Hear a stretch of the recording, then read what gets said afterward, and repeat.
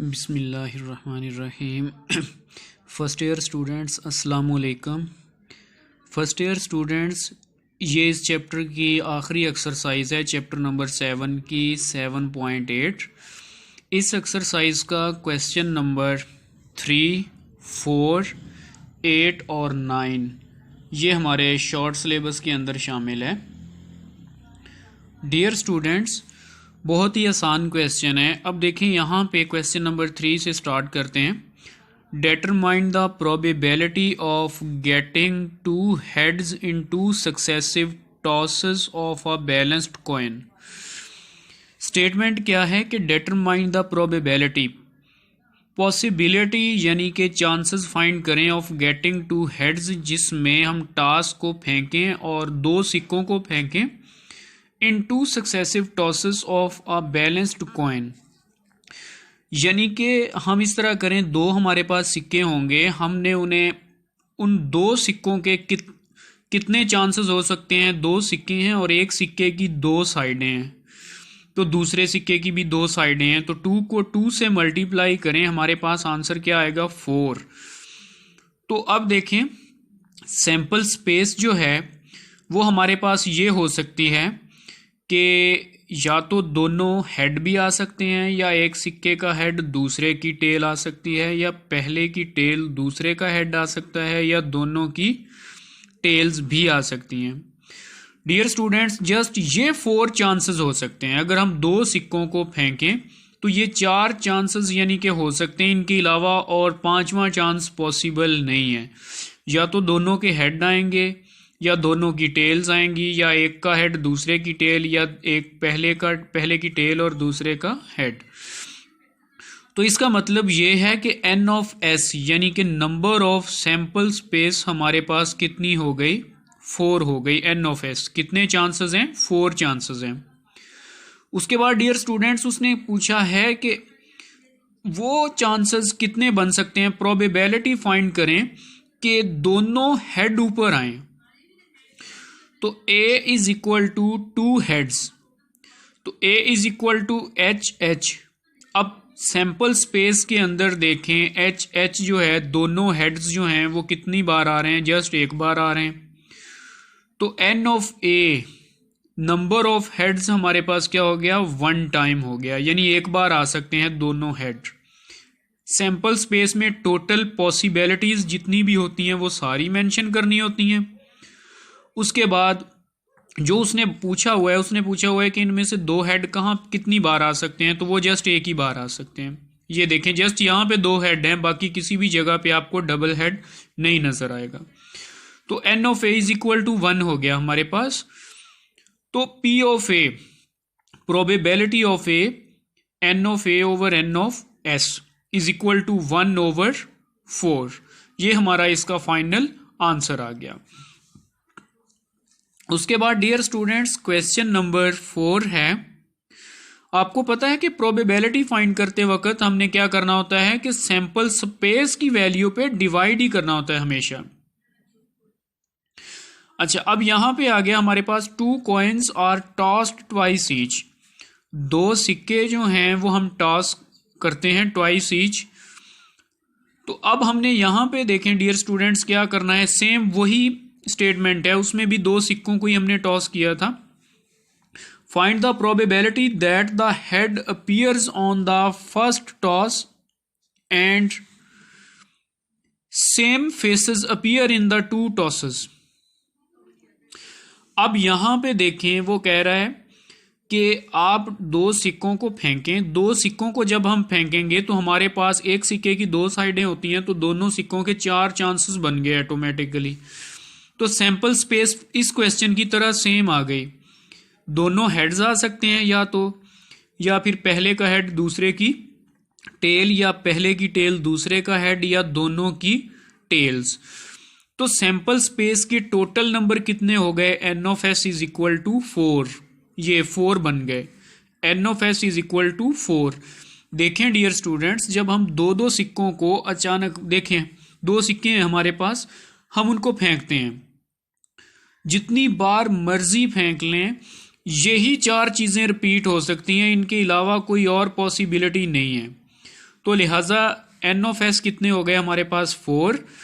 ए show कर रहा है कि हेड अपीयर्स, ए शो क्या कर रहा है, हेड अपीयर्स। अब डियर स्टूडेंट्स यहां पे देखें, find the probability that the head appears on the first toss, यानी कि पहली बार पहला हेड होना चाहिए, वो कितने हैं। ए शो कर रहा है हेड अपीयर्स को, तो ए इज इक्वल टू, यहां से सैंपल स्पेस के अंदर देखें जो पहले टॉस में हेड आ रहा है ना, वो वैल्यूज यहां पे लिख लें ए के अंदर। इसमें दोनों हेड हैं तो जाहिर बात है पहला तो हेड ही है, ये आ गया। उसके बाद यहां पे पहले हेड आ रहा है तो ये वैल्यू आ गई। ये दोनों नहीं आएंगी क्योंकि इसमें सेकंड हेड है और इसमें हेड नहीं है, लिहाजा जस्ट ये दो वैल्यूज आ गई। तो एन ऑफ ए हमारे पास कितने हो गए, 2 हो गए। तो P of A, probability of A क्या हो गया, n of A over divided by n of S, 2/4 is equal to 1/2। उसके बाद डियर स्टूडेंट्स उसने ये पूछा है and same faces appear in the 2 tosses.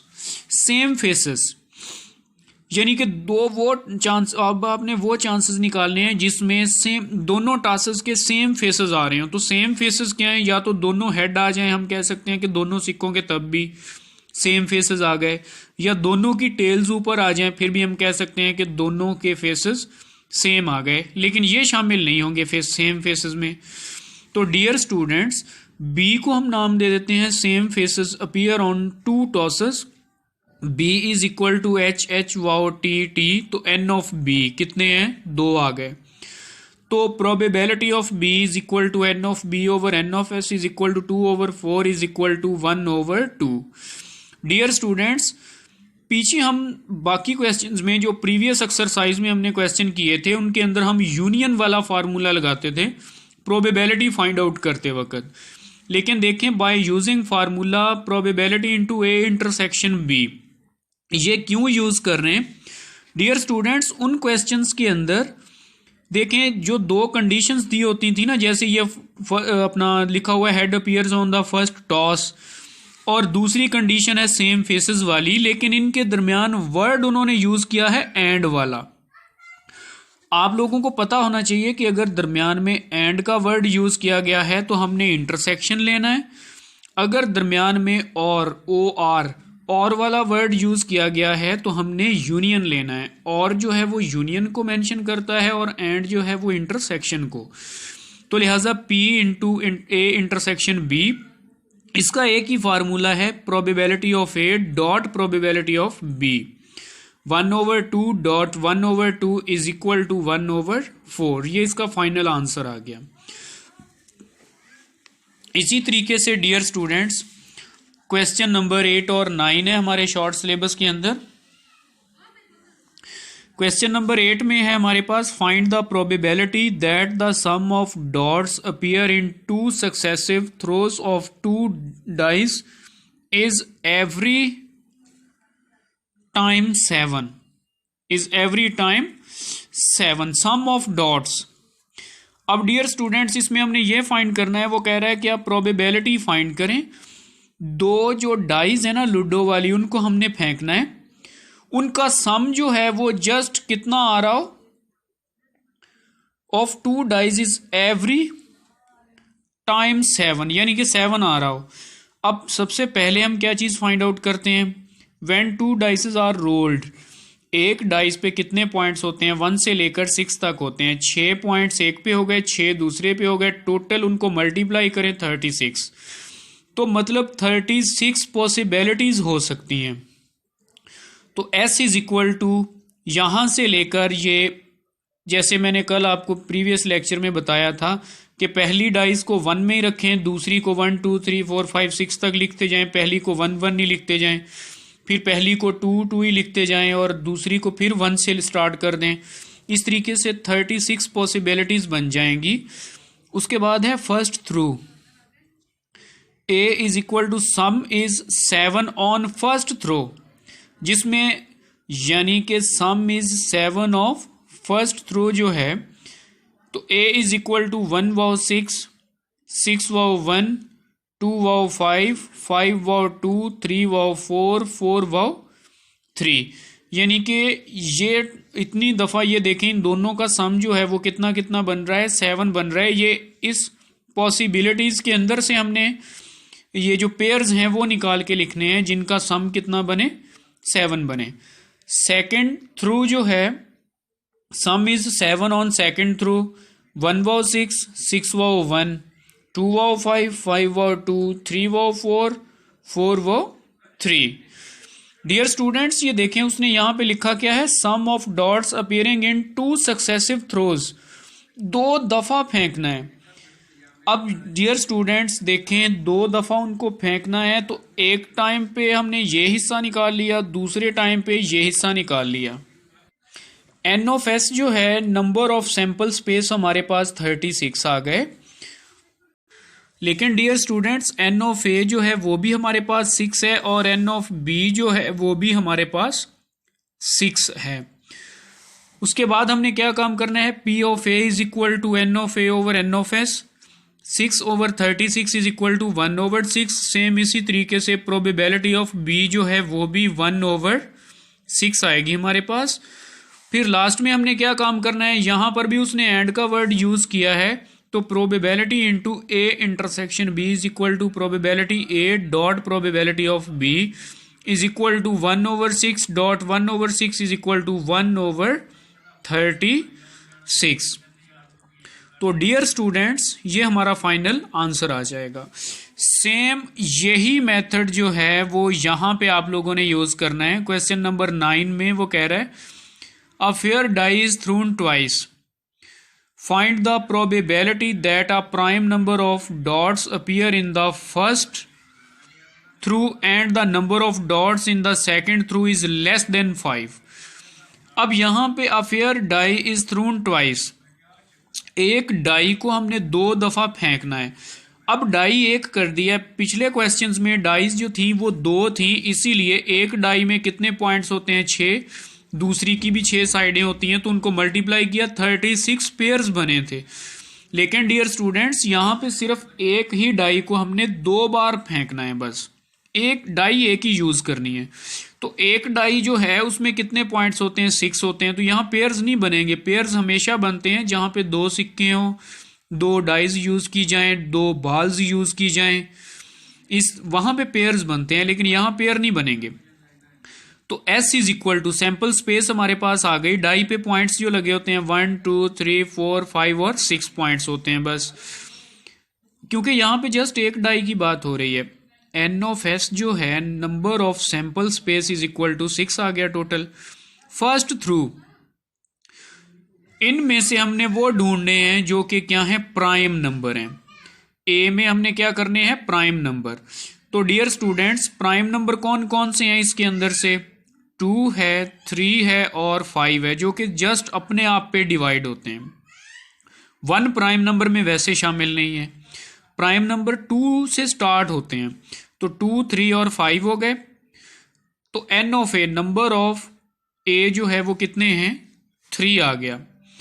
उसके बाद probability of A is equal to n of A over n of S is equal to 3 over 6 is equal to 1 over 2।